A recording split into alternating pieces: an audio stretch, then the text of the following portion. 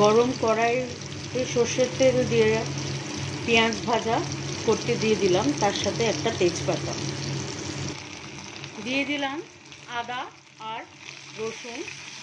পেঁয়াজটা ভালো করে ভাজা ভাজা হয়ে গেলে, দেখুন ভালো করে ভাজা হয়ে যাচ্ছে, এরপরে এখানে দিয়ে দেবো কেটে রাখা টমেটো।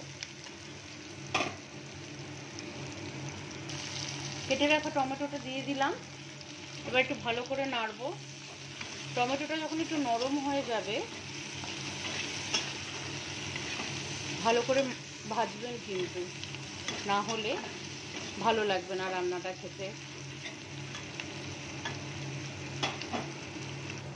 আগেই ভেজে রেখেছিলাম ডুমো ডুমো করে কেটে রাখা আলু, আর ভেজে রেখেছি রুই মাছের মাথা। টমেটোটা ভাজা ভাজা হয়ে গেল, এবারে ভেজে রাখা আলুগুলো দিয়ে দিলাম, একটু ভালো করে নাড়বো। বাঙালিদের খুব প্রিয় একটা রেসিপি আজকে দেখাচ্ছি, আমরা প্রত্যেকেই খুব ভালোবাসি।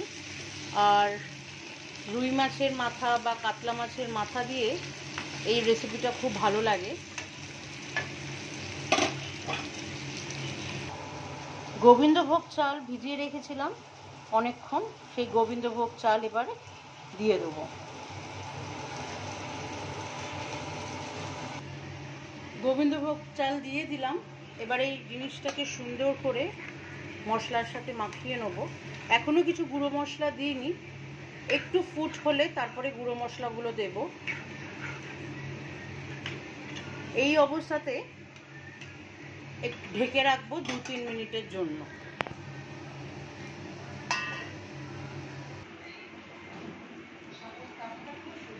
যখন গোবিন্দভোগ চালটা এরকম সেদ্ধ হয়ে আসবে, ঠিক সেই সময় আমরা কিছু গুঁড়ো মশলা যোগ করব। সেটা হচ্ছে, প্রথমেই দিয়ে দেবো জিরের গুঁড়ো 1.5 চামচ মতন, হলুদের গুঁড়ো 1/2 চামচ,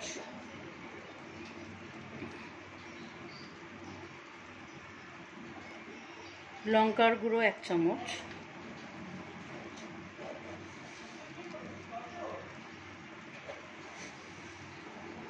আর এসব রান্না একটু মিষ্টি মিষ্টি না হলে ভালো লাগে না, অল্প করে চিনি মেশাবো।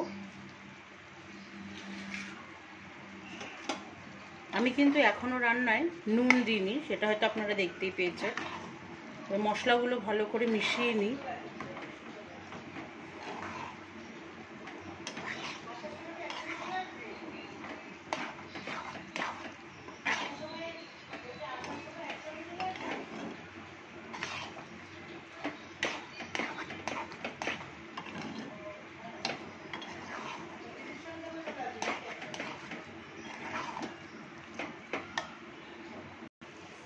নুন অ্যাড করলাম স্বাদ মতন, মাছের মাথাগুলো দিয়ে দিলাম।